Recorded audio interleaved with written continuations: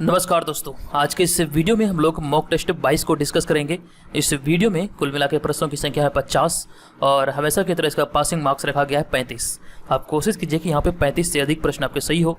35 से अगर ज़्यादा सही होता है तो आपकी तैयारी को काफ़ी अच्छी मानी जाएगी, लेकिन अगर 35 से कम होता तो यहाँ पर आपको इस टेस्ट सीरीज के अंतर्गत फेल माना जाएगा। तो आप इस पूरे वीडियो को ध्यानपूर्वक देखें। ये वीडियो आपके बीपीएससी सहित अन्य सभी कम्पिटेटिव एग्जाम के दृष्टिकोण से काफ़ी महत्वपूर्ण है। ये 22वां सेट है और यहाँ पे ये देख सकते हैं नाम दीपक कुमार, नीलम कुमारी, विकास कुमार, रोहित कुमार और प्रदीप कुमार। ये हमारे टॉप 5 रैंकर हैं मॉक टेस्ट 21 के। ये सभी हमारे पेड मेंबर हैं। तो इन्होंने मॉक टेस्ट 21 में काफ़ी अच्छा उत्कृष्ट प्रदर्शन किया है। इस लिस्ट में सबसे पहले हैं दीपक कुमार। तो हम यहाँ पे चलिए शुरू करते हैं आज का 22वां सेट। और यहाँ पे प्रत्येक प्रश्न की जो प्रकृति दिखेगी आपको एकदम से हूबहू बीपीएससी एग्जाम की तरह ही दिखेगी। आप इस पूरे वीडियो को एग्जाम के तौर पे लीजिए, समझिए कि ये सभी प्रश्न आपके बीपीएससी एग्जाम में आए हुए हैं।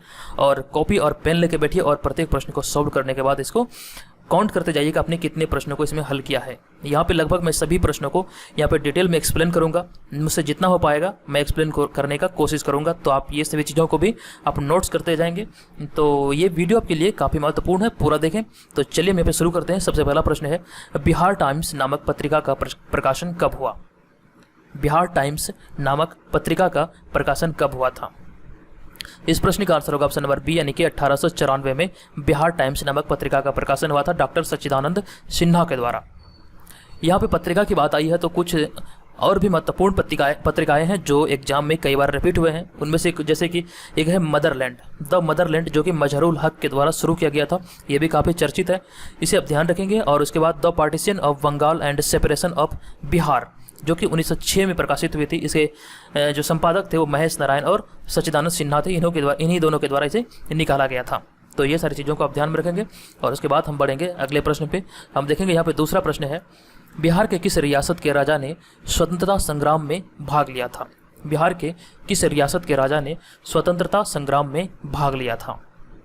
इस प्रश्न का आंसर होगा ऑप्शन नंबर सी, यानी कि जगदीशपुर। जगदीशपुर रियासत के राजा वीर कुंवर सिंह ने बिहार से स्वतंत्रता संग्राम, जो 1857 की क्रांति थी, उसका यहाँ से इन्होंने नेतृत्व किया था। जो 1857 के विद्रोह था, इसे वीर सावरकर ने, यानी कि वीडी सावरकर ने इसे स्वतंत्रता संग्राम की संज्ञा दी थी। तो जगदीशपुर का क्षेत्र जो है वर्तमान में आरा जिला का हिस्सा है। तो आप इसे ध्यान रखेंगे। और वीर कुंवर सिंह का जो छोटा भाई है उसका नाम है अमर सिंह। और वीर कुंवर सिंह की मृत्यु लिग्रेन नामक अंग्रेज अधिकारी से उसके घायल हुआ था। 3 दिन बाद उसकी मृत्यु हुई थी। अंतिम जो युद्ध हुआ था वो लिग्रेन नामक अंग्रेज अधिकारी से हुआ था और उस युद्ध के 3 दिन बाद वीर कुंवर सिंह की मौत हो गई थी। तो ये सारी चीज़ें भी ध्यान में रखेंगे।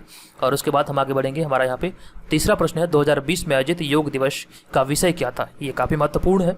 2020 में आयोजित योग दिवस का विषय था घर पर योग, परिवार के साथ योग, यानी कि ऑप्शन नंबर डी हमारा यहाँ पर इस प्रश्न का करेक्ट आंसर होगा।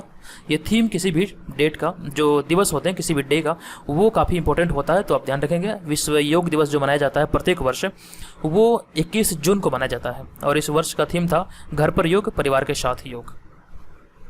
और उसके बाद हमारा चौथा नंबर प्रश्न है, अमेरिकी सैन्य अकादमी से ग्रेजुएट होने वाली पहली सिख महिला बनने का गौरव किसे प्राप्त हुआ है? तो इस प्रश्न का आंसर होगा अनमोल नारंग। पहली सिख महिला है जो अमेरिकी सैन्य अकादमी से ग्रेजुएट हुई है। इसका आंसर होगा अनमोल नारंग। ऑप्शन नंबर ए यहाँ पर इस प्रश्न का करेक्ट आंसर होगा। नेक्स्ट प्रश्न है, बिहार कांग्रेस सोशलिस्ट पार्टी का गठन कब हुआ था? बिहार कांग्रेस सोशलिस्ट पार्टी का गठन 1934 में हुआ था। ऑप्शन नंबर सी यहाँ पर करेक्ट आंसर होगा। तो आप ध्यान रखेंगे 1934। और उसके बाद हमारा छठा नंबर प्रश्न है, 1866 से लेकर 86 के नील खेतिहरों के बिहार में हुए विद्रोह के क्षेत्र कौन से हैं? तो नील खेतिहरों का जो इस पीरियड में यहाँ पर जो दिया गया है, तो विद्रोह का क्षेत्र था इस पीरियड के दौरान।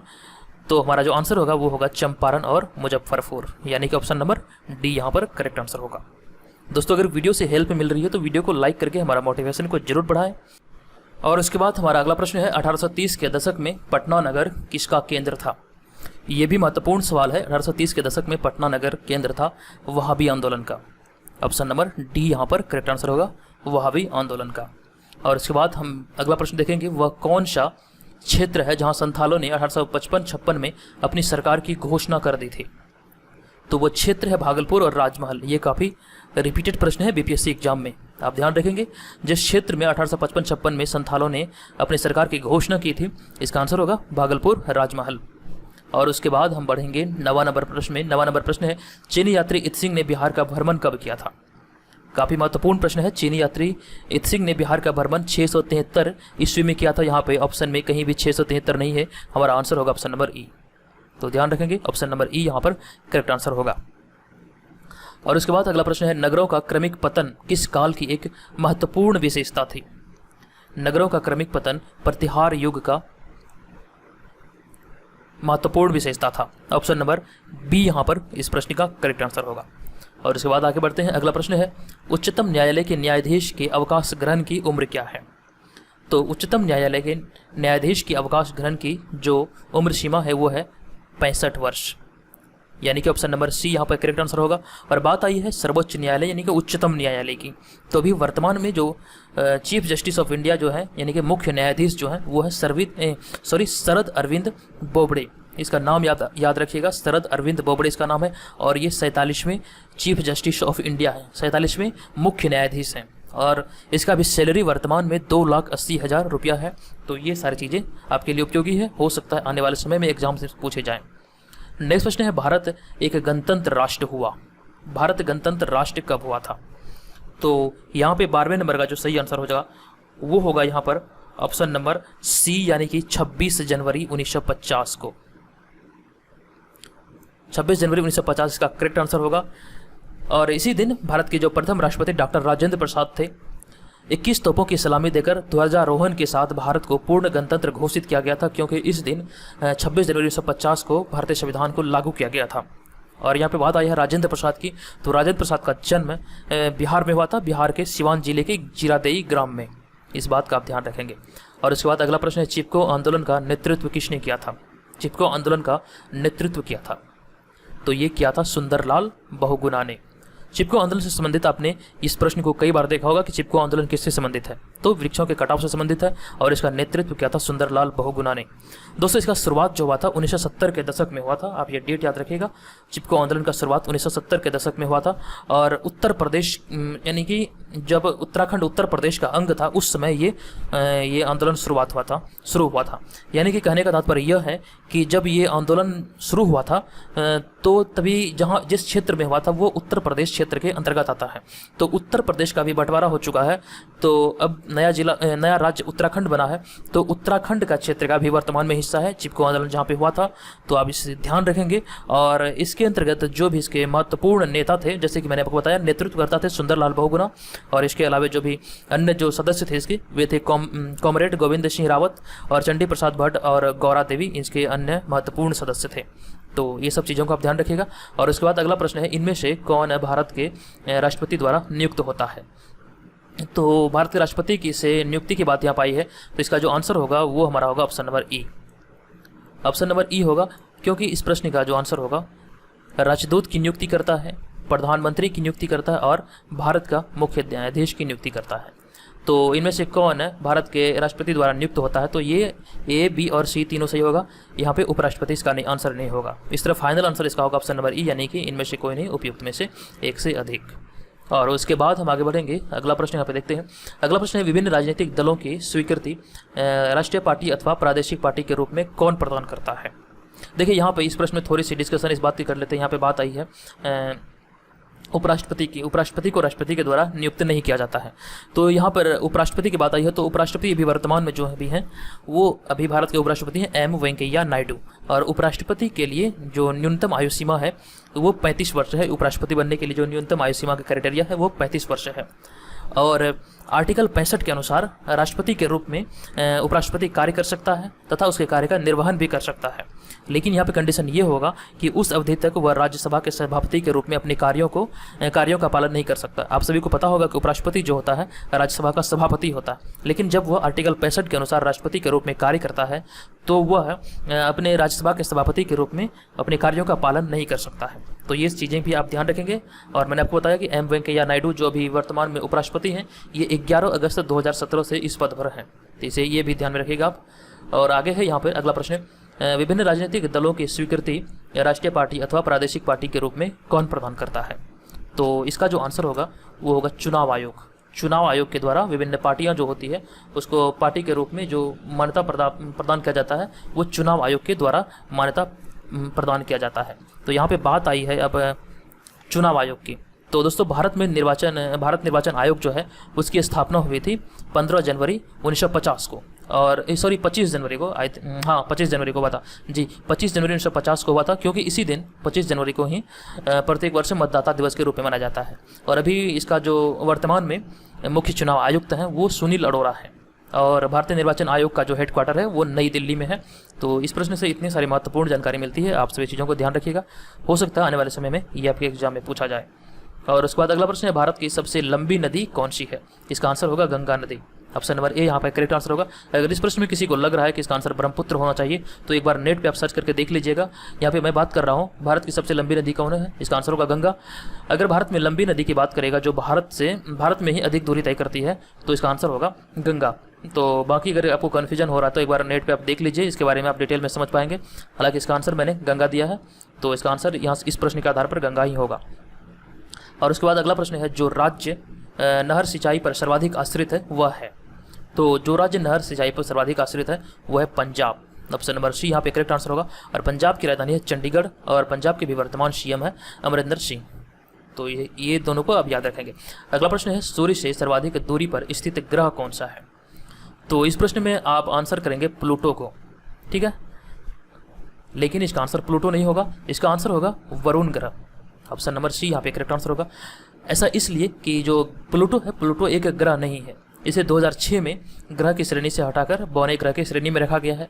तो इस प्रकार प्लूटो ग्रह नहीं है। उसके बाद जो मतलब कि दूरी क्रम में सबसे दूर जो स्थित होगा सूर्य से वो होगा वरुण। जो सूर्य से ग्रहों का क्रम है वो है बुध, सबसे पहले बुध आता है, फिर शुक्र, पृथ्वी, मंगल, फिर बृहस्पति, शनि, अरुण और वरुण। तो वरुण इसका आंसर होगा, प्लूटो नहीं होगा। अगर आप प्लूटो देते हैं आंसर तो आपका आंसर गलत होगा। और उसके बाद हम अगला प्रश्न देखेंगे, स्लेट रूपांतरित रूप है। तो स्लेट जो रूपांतरित रूप है वो सेल का, एक्चुअली में सेल नहीं सेल होना चाहिए, सेल का रूपांतरित रूप है। इसका आंसर होगा ऑप्शन नंबर ए। और उसके बाद हम आगे बढ़ेंगे और देखेंगे 20वां नंबर प्रश्न। तो यहाँ पे 20वां नंबर प्रश्न है, भारत में सार्वजनिक मताधिकार के आधार पर पहला चुनाव कब हुआ था? तो इस प्रश्न का आंसर होगा 1952 में। भारत में सार्वजनिक मताधिकार के आधार पर चुनाव 1952 में हुआ था। सही आंसर होगा ऑप्शन नंबर सी, 1952 में। और उसके बाद हम आगे बढ़ेंगे और देखेंगे 21 नंबर प्रश्न यहाँ पर है, राज्यसभा के लिए चुनाव लड़ने की योग्यता की न्यूनतम उम्र क्या है? तो राज्यसभा के लिए चुनाव लड़ने की जो न्यूनतम उम्र है वो है 30 वर्ष, यानी कि हमारा आंसर जो होगा ऑप्शन नंबर सी यहाँ पर करेक्ट आंसर होगा। तो ये बात ध्यान रखेंगे। और हम बढ़ते हैं आगे और देखेंगे 22 नंबर प्रश्न। 22वां प्रश्न है, भारतीय नागरिकों के मौलिक कर्तव्य हैं। कितने मौलिक कर्तव्य हैं भारतीय नागरिकों के लिए भारतीय संविधान में उल्लेखित? तो इस प्रश्न का आंसर होगा ऑप्शन नंबर सी। भारतीय संविधान में वर्तमान में 11 मौलिक कर्तव्यों का वर्णन किया गया है। अगर बात करें आर्टिकल 51 की, तो आर्टिकल 51 ए के अनुसार 11 मौलिक कर्तव्य हैं, जिसमें से कि 10वीं को 42वें संविधान संशोधन के द्वारा जोड़ा गया है, जबकि 11वें मौलिक कर्तव्य को 86वें संविधान संशोधन द्वारा 2002 में जोड़ा गया है। तो इस प्रकार कुल मिलाकर भी भारतीय संविधान में वर्तमान समय में 11 मौलिक कर्तव्य हैं भारतीय नागरिकों के लिए, तो इसे ध्यान रखेंगे। और उसके बाद अगला प्रश्न है, राज्यसभा की सदस्यों की अधिकतम संख्या होती है? तो राज्यसभा के सदस्यों की अधिकतम संख्या जो हो सकती है वो 250 हो सकती है। सही आंसर है ऑप्शन नंबर सी, यानी कि 250। तो इस बात का ध्यान रखेंगे। और उसके बाद हम आगे बढ़ेंगे और अगला प्रश्न है, महात्मा गांधी का जन्म कहाँ हुआ था? तो महात्मा गांधी का जन्म 1869 में पोरबंदर गुजरात में हुआ था।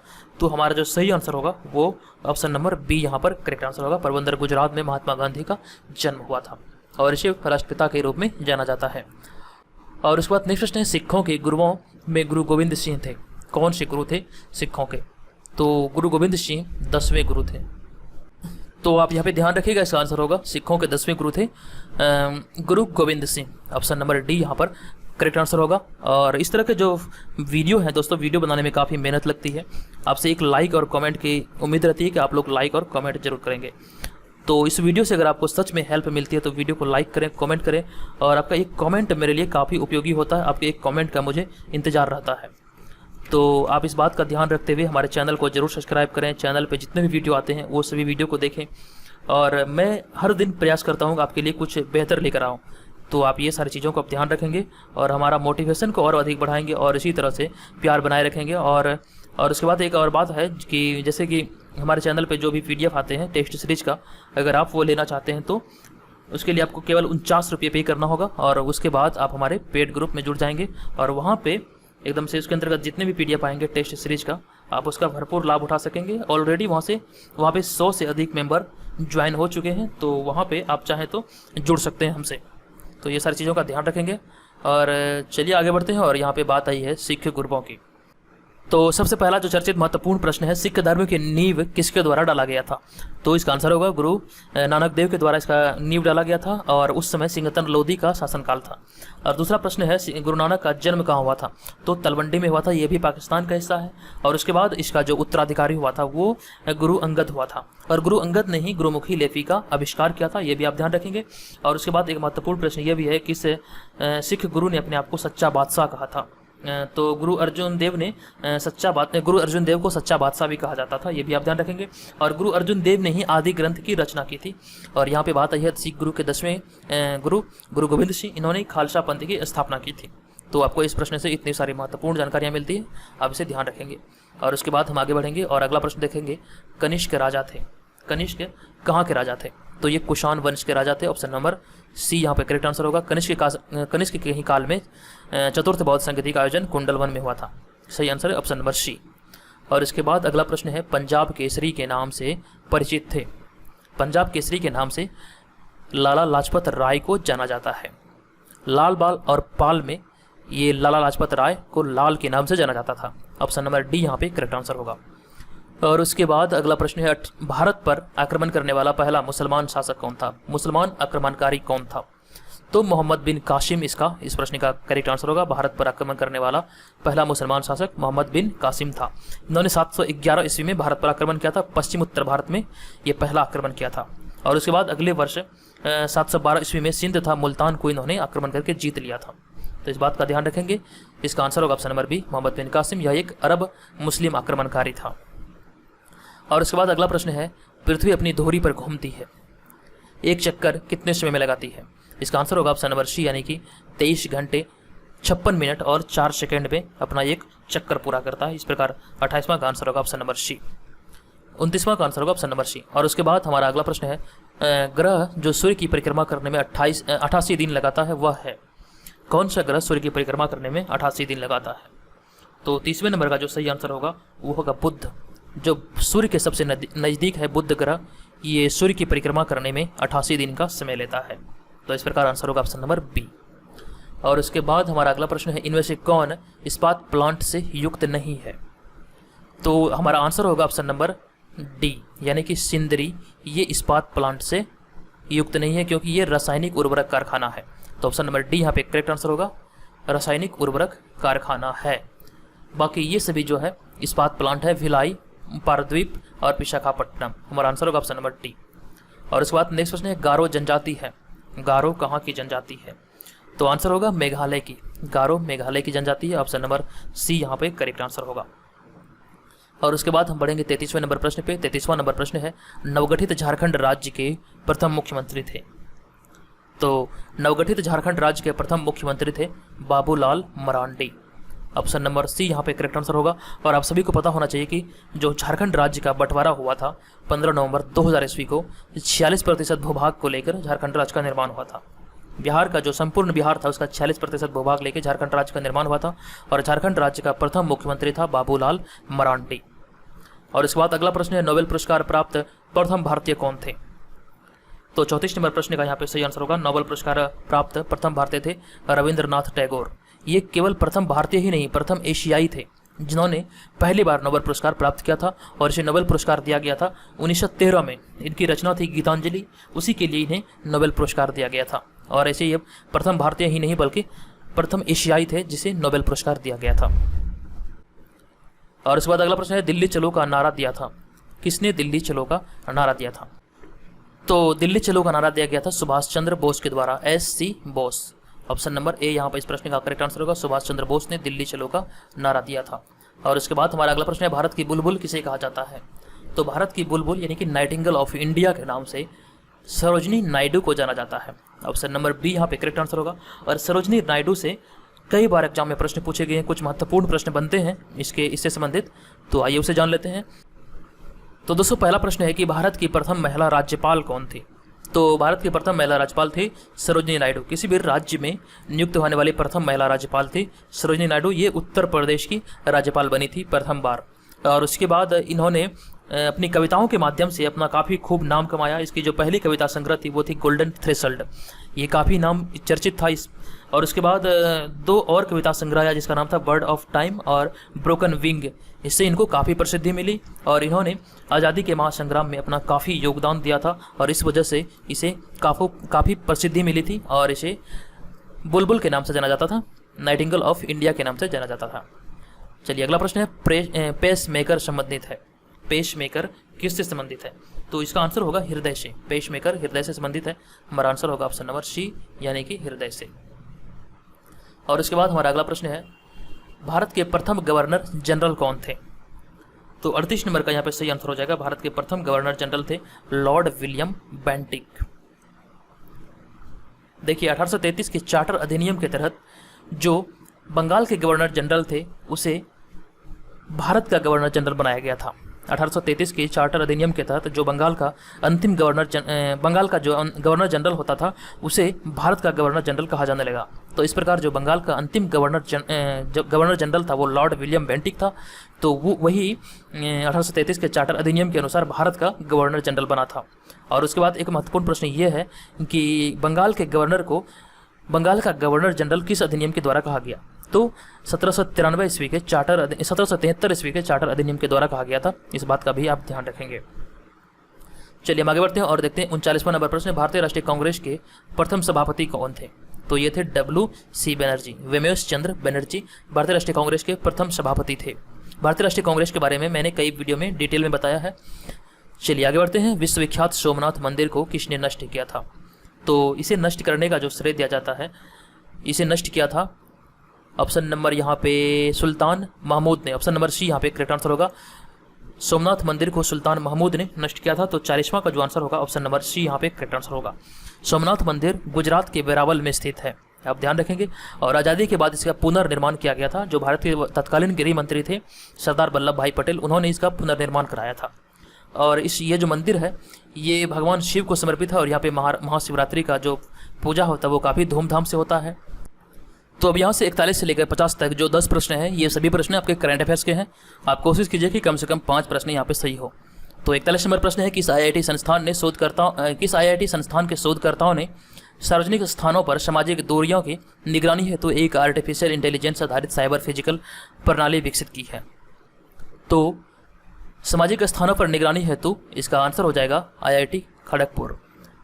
निगरानी हेतु एक आर्टिफिशियल इंटेलिजेंस आधारित साइबर फिजिकल प्रणाली शुरुआत किया गया है IIT खड़गपुर के द्वारा। और उसके बाद अगला प्रश्न है विश्व बुजुर्ग दुर्व्यवहार रोकथाम जागरूकता दिवस यानी कि world Elder abuse awareness day किस दिन मनाया जाता है? इस प्रश्न का आंसर होगा हमारा 15 जून। ऑप्शन नंबर बी यहाँ पे करेक्ट आंसर होगा 15 जून।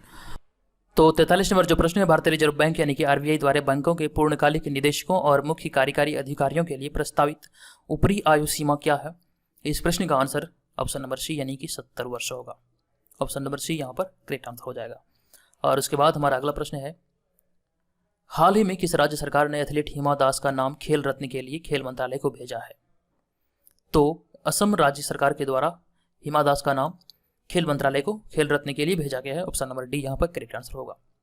और उसके बाद अगला प्रश्न है चुनाव आयोग ने बिहार विधान परिषद की रिक्त हो रही कितनी सीटों पर 6 जुलाई 2020 को चुनाव कराने की घोषणा की है? तो यहाँ पे 45 नंबर प्रश्न का सही आंसर होगा ऑप्शन नंबर बी यानी कि 9 सीटों पर। इस बात का ध्यान रखेंगे, ये BPSC के लिए काफ़ी महत्वपूर्ण है। अगला प्रश्न है नेशनल एंटी डोपिंग एजेंसी यानी कि नाडा ने अपने रहने के स्थान की जानकारी न देने के कारण कितने भारतीय क्रिकेटरों को नोटिस जारी किया है? तो यहाँ पर इस प्रश्न का आंसर होगा 5 क्रिकेटरों को नोटिस जारी किया गया है। ऑप्शन नंबर सी यहाँ पर करेक्ट आंसर होगा। ये सभी क्रिकेटर भारतीय क्रिकेटर हैं। और उसके बाद अगला प्रश्न है हाल ही में केंद्र सरकार ने किस नाम से health care supply chain portal launch किया है? इस प्रश्न का आंसर होगा आरोग्य पथ नाम से health care supply chain portal launch किया गया है केंद्र सरकार के द्वारा। ऑप्शन नंबर सी यहाँ पे करेक्ट आंसर होगा। और उसके बाद अगला प्रश्न है हाल ही में नासा ने पहली बार किस महिला को स्पेस फ्लाइट प्रोग्राम का प्रमुख नियुक्त किया है? तो इस प्रश्न का आंसर हो जाएगा हमारा Kathy Lueders. Option number D correct answer होगा, कैथी ल्यूडर्स इस प्रश्न का करेक्ट आंसर है। उसके बाद नेक्स्ट प्रश्न है, विश्व फुटबॉल की नियामक संस्था फीफा की तरफ से जारी वर्ल्ड रैंकिंग में भारतीय पुरुष फुटबॉल टीम कितने स्थान पर कायम है? तो ये 108वें स्थान पर कायम है फीफा के अनुसार। ऑप्शन नंबर सी यहाँ पे करेक्ट आंसर होगा। भारतीयों की जो रैंकिंग है पुरुष टीम की वो 108 है। और उसके बाद अंतिम प्रश्न है, भारत किस देश में कोविड-19 महामारी से निपटने के विभिन्न पहलुओं से संबंधित 4 पेशेवर पाठ्यक्रम शुरू करेगा? इसका आंसर होगा बांग्लादेश। बांग्लादेश में ये पाठ्यक्रम को शुरू किया जाएगा। आंसर होगा ऑप्शन नंबर डी यानी कि बांग्लादेश। तो यहाँ पे 50 प्रश्नों में से आपने कितने प्रश्नों को सॉल्व किया है, कृपया कमेंट करके मुझे जरूर बताइए। ईमानदारी पूर्वक कमेंट कीजिएगा आपने कितने प्रश्नों को सही से हल किया है। और अगर आपको इस वीडियो में किसी प्रकार के सुझाव की जरूरत है, किस प्रकार की शिकायत है, तो जरूर लिखें। इस वीडियो से अगर हेल्प मिली हो तो वीडियो को लाइक करें, कमेंट करें और चैनल पर पहली बार विजिट किया है तो चैनल को जरूर सब्सक्राइब करें। तो दोस्तों मिलेंगे नेक्स्ट वीडियो में, तब तक के लिए धन्यवाद।